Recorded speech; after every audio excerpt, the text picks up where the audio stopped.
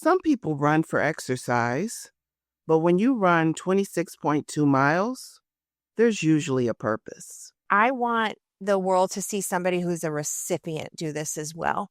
Because for me, that has a different kind of meaning. That's Leah Howell, my friend, kidney recipient, and Team Kidney Marathon runner. I'm Monica Fox, Vice President of Government Relations and External Affairs for the National Kidney Foundation of Illinois, and your host for this episode of The Journey Continues. This time, I'm talking to Leah about how she navigates life as a kidney recipient and advocate. Hi, Leah. Thanks for joining me. Hi, Monica. It's such a pleasure to join you as well. Can you share with me about your initial diagnosis and what life was like for you in 7th grade? I remember the day like it was yesterday. I was walking to school. I was walking to the bus, and I just didn't feel well. And, when you're in 7th grade, you don't want people to know that you don't feel well. So I kept sort of pausing and tying my shoe and adjusting and doing different things. But I realized that by the time I got to school, I was really sick. So I went directly to the office, and they called my mom, and we went to the pediatrician's office, and very quickly, they then transferred me over to the hospital.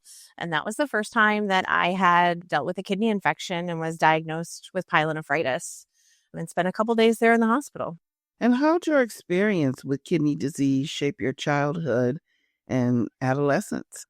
I had that first hospitalization, and then I came home and was on antibiotics for a period of time. And a couple weeks later, I ended up with another infection and went to a different hospital this time. I actually went to the hospital that my mom worked at, which is a little further away, and got treatment there. But honestly, after that experience, I didn't really know that I was going to have ongoing kidney issues. Most of the time up until college, we think I was having asymptomatic infection. So it wasn't really shaping or influencing my life, at least consciously or in a meaningful way. Although in retrospect, I sort of wish I would have known some of that stuff was happening silently for me. I wish I would have seen those signs. So when did you receive your first kidney transplant? I received my first kidney transplant in 2003. And it was a perfect match. I remember distinctly that I was out and I was doing karaoke, actually. I had won a karaoke competition and I was there singing in the finals. And at that time, we had pagers. So the doctor had paged me and I had to return the call. And off we went on our way. Like I said, it was a perfect match. Things went beautifully. And I left the hospital about 5 days later. You just snuck in a new talent that I wasn't aware of. I didn't know you were a singer. I'll keep that in mind for my next wedding.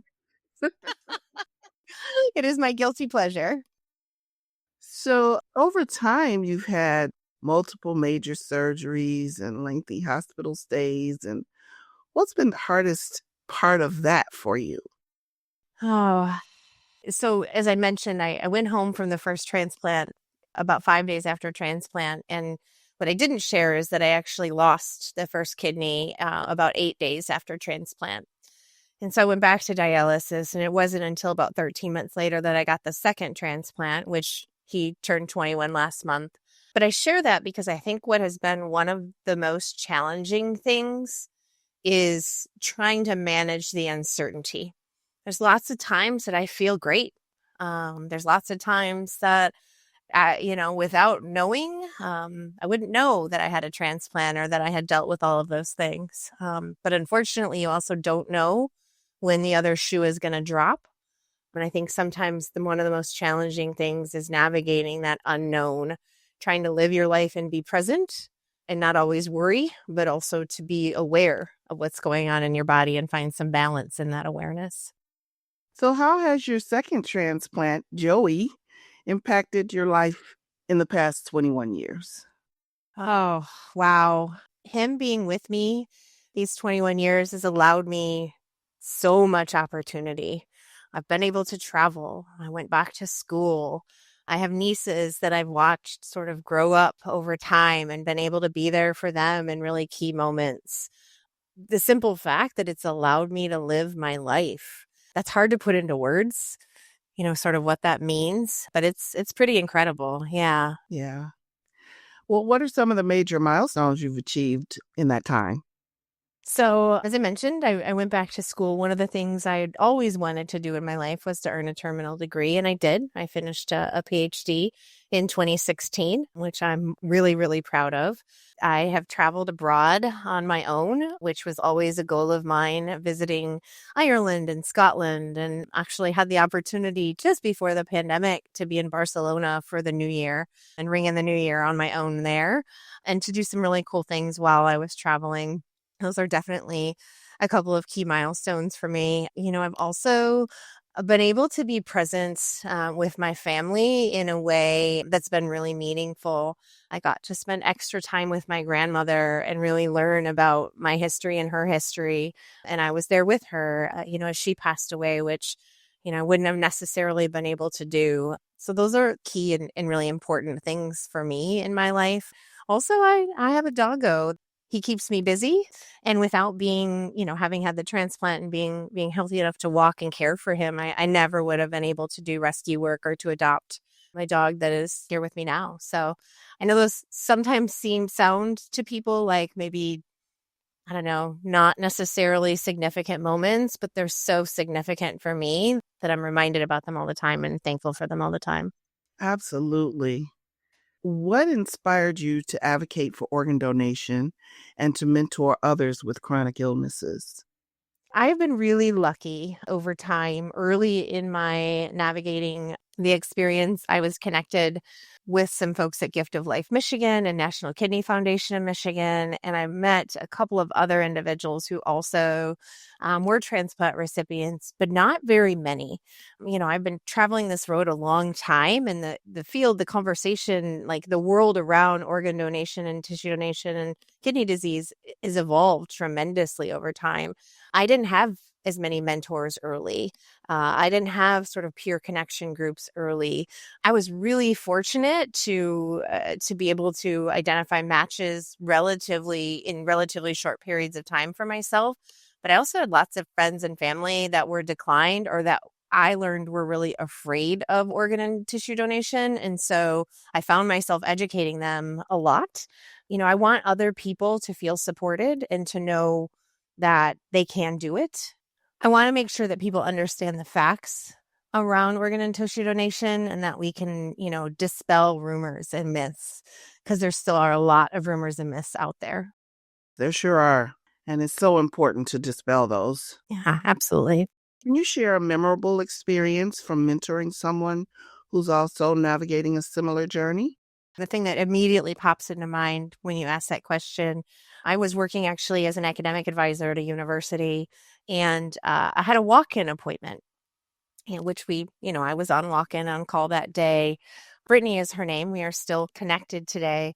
Brittany walked in and I said, well, how can I help you? What are you here to talk about? And she said, well, I don't need any help with my classes, but I heard that you've had a kidney transplant and I am getting ready for mine and I've been on dialysis and I wanted to talk to somebody else who's been down this road, is essentially what she said. And I was floored. One, I didn't know this student. Two, I didn't know that others had talked about, because I am so vocal, I didn't know that others had shared that. And the fact that she just came in and sat down and said, can you tell me about your experience? Like, can we just talk about it?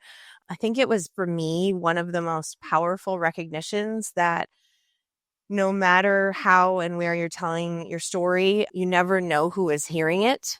And it's important to keep telling your story because you never know who's going to hear it. She is now post-transplant and doing well herself, which is so beautiful to see that full circle moment. That is so awesome. I love that. So, what motivated you to take on the challenge of training and running the Chicago Marathon with Team Kidney? People have asked me that question a lot. I'll start by saying first, one of the things that has been very, very important to me, obviously, is to be mindful of health and wellness. And so in the last couple of years in particular, I have done a lot of in terms of focusing on that. I trained to be a Pilates instructor. I have joined a gym, found community there. That activity has always been really important to me, and particularly now is really important to me. And oddly enough, I am not a runner. I want to be really explicit. I am not a runner. I was a swimmer and, some other things, but it was about 3 a.m. I couldn't sleep. I saw that the Kidney Foundation was still looking for folks. And I thought, I can do this. And last year I watched folks in the marathon and I watched their determination and their grit, no matter whether they were running or walking, just like that sort of celebration in it. And so I thought I can do this. And we'll see. We'll see if I get picked up. I submitted my note and it was just a few hours later, as soon as the workday started, that I got a response that said, "Hey, we would love to have you," which I thought, okay, I'm going to run a marathon. But I will say that there's a moment when I joined the first team call and I recognized, I don't know in my head who I thought was on Team Kidney, but somehow I thought that there will be lots of recipients, right? This is what we do. And what I found is that there's only a couple. There were only 2 of us on the call, and I think there's maybe a third. And the rest of the people who are part of the team are so important. Like their stories are super important. They're donors and they're advocates and they're family members, and what they're doing is crucial. But I want the world to see somebody who's a recipient do this as well. Because for me, that has a different kind of meaning. So I was like truly locked in that first call. And now I'm enjoying the runs and finding like happiness in it in a way that I never expected to, which is really kind of cool for me. Well, I thank you for representing us recipients, because I need to go on record as saying that I couldn't run 26.2 miles. I couldn't run 26.2 minutes. So I appreciate you. I appreciate you dearly. Thank you. Thank you. Oh, goodness. So how has your training process been so far? And what are some of the goals that you have for the marathon? So training is going okay. It is hot outside right now. And so I have been really trying to attend to hydration and nutrition. I will say that the folks that are working with Team Kidney, and especially Seth, who is the coach, what a tremendous source of support everybody is. And so really, really grateful for that. They've set up a structure. We have a couple days on of running, a long run on the weekend, some cross training during the week. Early in my training, things just didn't quite work in my schedule. Seth jumped on a call and helped me adjust, and also reinforced for me that, I'm worried that I'm slow. It's in my head all the time that I'm slow. And I think at the end of the day, my goal is I'm just going to finish this. Doesn't matter if I walk some of it. Doesn't matter if I'm slow. I'm going to finish it because I want that to happen. I'm also really excited about the opportunity to raise funds for the Kidney Foundation. I have a goal of raising $2,100, which is $100 for every year that I have been given as a result of my second transplant. And that money goes to such important things. It goes for Kidney Camp. It goes for participants to take part in Take Charge programs and other educational initiatives.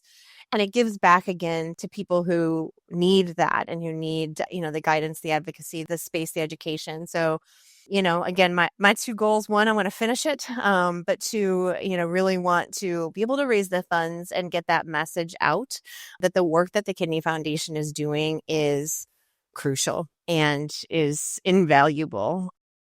And the Kidney Foundation of Illinois is super grateful for that. What message do you hope to convey through your marathon run and your overall journey?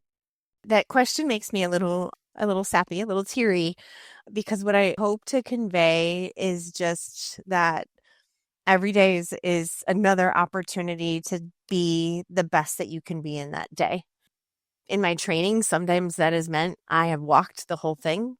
Sometimes it's meant I have run, and I've run like really great times, but I've shown up and I've done it. And I think I just want to encourage people to show up and be present in their lives in a way that feels good for them, and that whatever the way is okay. You don't have to show up in a particular way. You can just show up and be exactly who you are in that moment. And so I hope people take that away.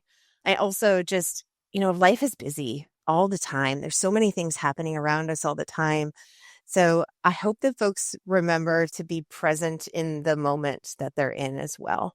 Don't worry too much about where we're going. Don't worry too much about where we've been, but don't miss out on being present in the day-to-day, because those minutes and those moments really matter. What advice would you give someone who's currently waiting for a transplant or dealing with chronic illness? For folks who are waiting, I have faith that your turn is coming. I encourage you to talk to people. I encourage you to share your story. I encourage you to take advantage of the spaces where you can connect, whether it be through Kidney Foundation, whether it be through your center. And again, to be patient with yourself. It's hard to wait. You don't know what is going to come. It's to try to be patient with yourself. I think when folks are navigating the world with chronic illness, one of the things I have been told often is you don't look sick. And that can kind of eat at you a little bit. I'm not sure what sick is supposed to look like, but don't take that kind of stuff to heart. You know how you feel. You know what your body is telling you. So listen to that and be kind and patient with yourself as you're listening to it. Again, some days are going to be great.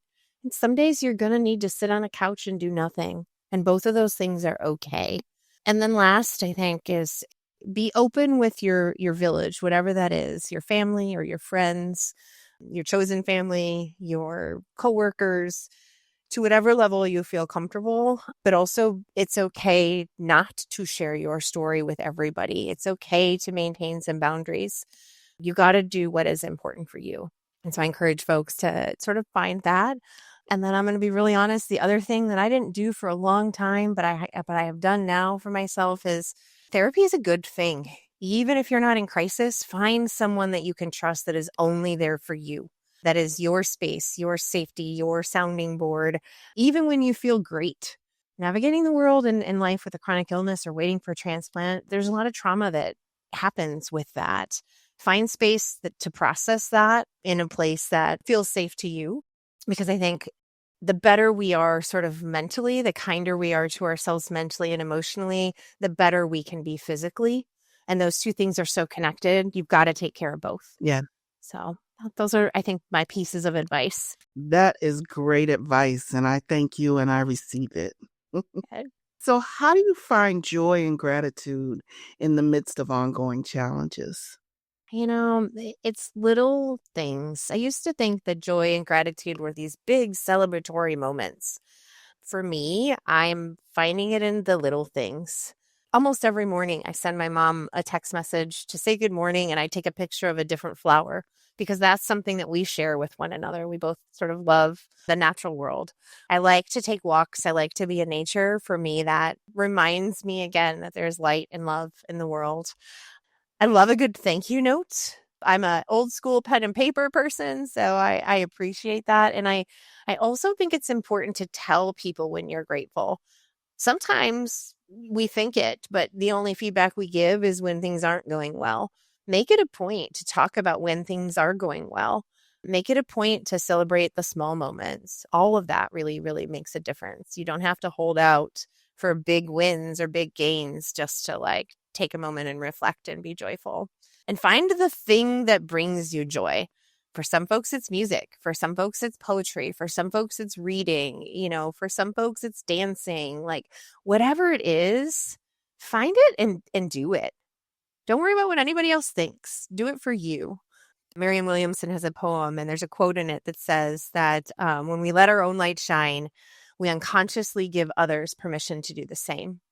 I hope that my light lets people give themselves permission to find joy in little things like I do. That's great. It does for me. Well, good. So what are some of your future goals, both personally and in your advocacy work? At a personal level, I'm going to keep training. I've got this race I'm going to run in October. So I'm going to keep working toward that. People have asked me, what are you going to do after with running? And I think the answer is not a single thing. I will find something else, which is okay. I mean, that's a big goal for me personally right now. In terms of advocacy, I have recently had the opportunity to step into a leadership capacity with National Kidney Foundation of Illinois' Kidney Connections programs. We are working on a couple of really cool upcoming programs. We have an in-person Kidney Connections event September 13th for anybody who is impacted by kidney disease, might be impacted by kidney disease, friends, families, patients, whomever. And so I'm excited to see what that event will bring. It's the second year for us, and I hope it's bigger and better than last year. And last year was pretty good, so it'll be hard to top, but we're working on it.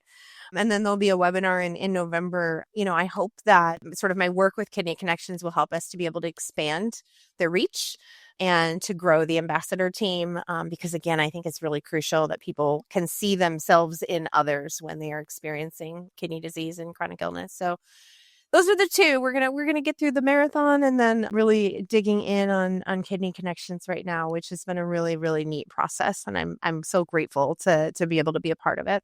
And how do you envision continuing to make an impact in the transplant community? I think it is continuing to tell my story. I do that in a lot of different ways. It's one-on-one conversations as I talk with people. I utilize a lot of my social media to try to advocate in the social media space. So for particular months or particular initiatives and things, that's the space I hope to grow in the Kidney Connections arena. And eventually I'm hoping to be able to jump in and be a part of the Take Charge program as well. So there's some different opportunities there as I get connected in. I'm in an interesting place because I don't follow with a transplant center here locally currently. I follow with my original center in Michigan. So I'm a little disconnected from some of the centers here. And so I'm hoping that through my Kidney Connections work, I'll be able to get more connected and do some more local advocacy. I'm particularly interested in advocating in underserved communities because we know that kidney disease more heavily impacts individuals in minoritized populations. And so I would like to be able to use my voice in that space in a really meaningful way. I see lots of opportunities coming and have been really grateful to be connected with some folks who are helping me to navigate those. And last question, how do you want to be remembered by those you inspire and mentor through your journey? I want to be remembered as a person that allowed somebody room or space to find their own way, whatever that is, right? I hope that however I meet people, that I'm able to meet them where they are and help them move ahead in whatever way is important for them in that moment. I want to be remembered as a person who shows up as the best version of me as I can, but who is a true, authentic showing up. And so sometimes that's going to mean I don't feel great. And I want to be honest about that because I want to allow others to do the same. So hopefully, people who meet me and who see that, see all of it. I think we do a disservice when we pretend that everything is great all the time because this is hard.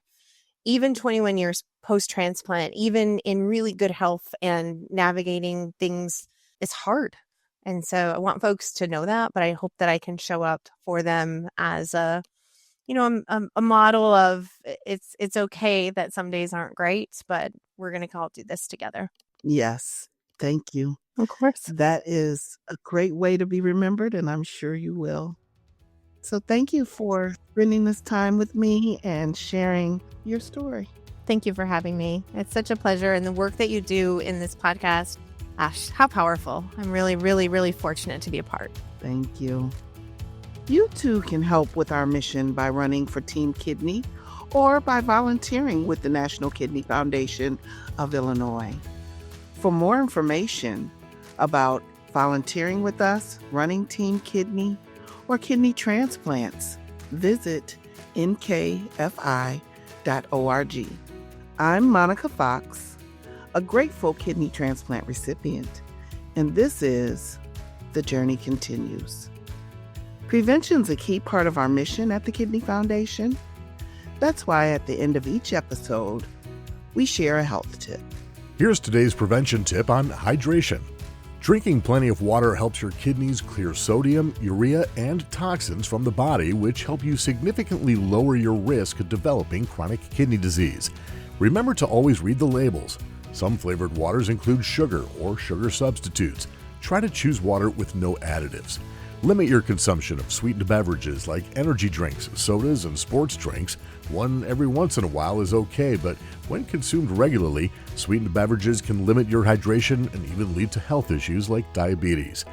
Having trouble consuming water? Download an app that reminds you when to drink.